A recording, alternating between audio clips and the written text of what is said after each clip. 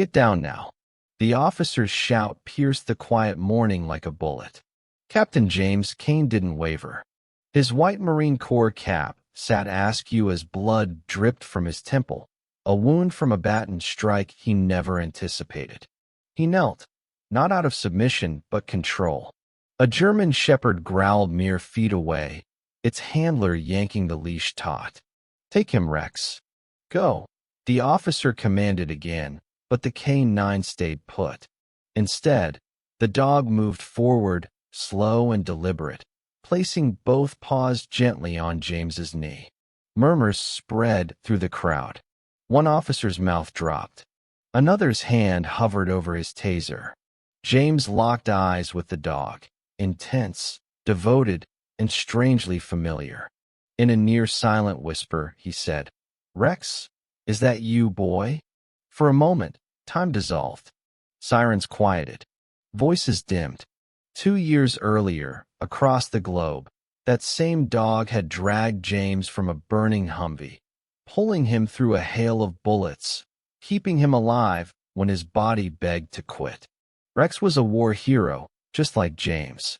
But how had he ended up here, muzzled, leashed, ordered to attack the man he'd once saved? Let's backtrack.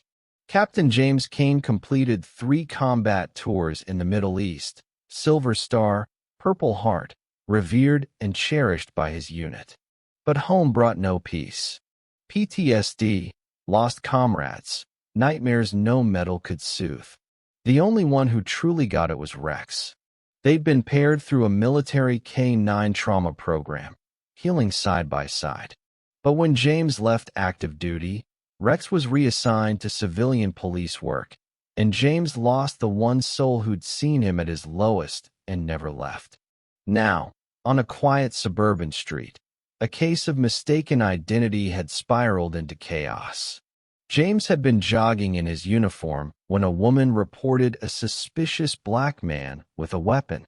It wasn't a weapon, it was a folded American flag, meant for the mother of a fallen soldier. That didn't stop the police from tackling him, didn't stop the punches or the blood. But Rex remembered. He didn't attack. He didn't bite. He whimpered. The officer jerked the leash. "What's wrong with you?" "Attack," Rex growled, not at James, but at his handler. He stepped back, shielding James, positioning himself between his old partner and the danger. The leash slipped from the officer's grip.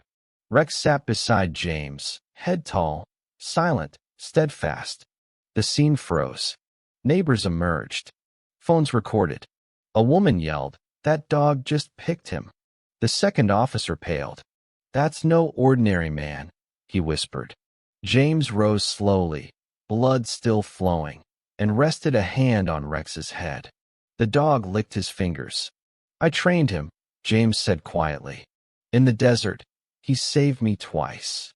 The senior officer stuttered. We didn't realize." "Of course not," James interrupted. "You never asked."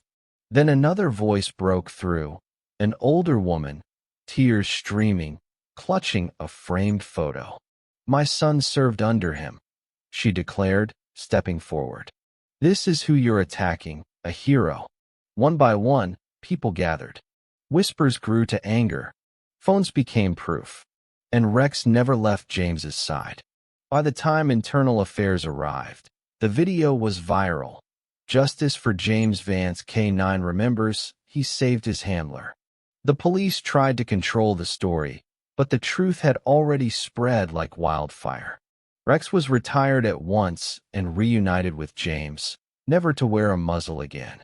Weeks later, at an emotional ceremony, James stood before thousands, Rex at his feet, medals gleaming. "I don't want applause," he said. "I don't want revenge. I want change."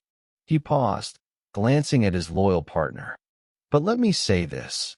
Something's gravely wrong when a dog sees honor before a man does." Tears, cheers, salutes. The story wasn't just about race or violence. It was about loyalty, brotherhood, error, and a truth so strong even a trained K9 couldn't deny it. Before we close, Tell us in the comments where you're watching from. If this story moved you, subscribe, hit like, and leave a karma in the comments below.